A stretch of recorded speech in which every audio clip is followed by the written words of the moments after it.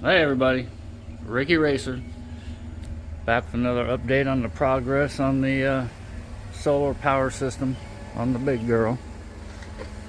We've got our shunt installed.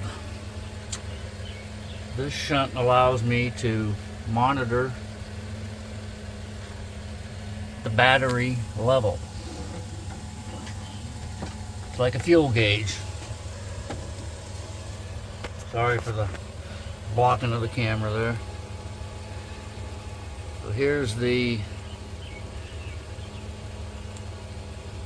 gauge. We're at 99.9% of SOC, state of charge. So we're doing good, baby. Catch you on the next one. Later.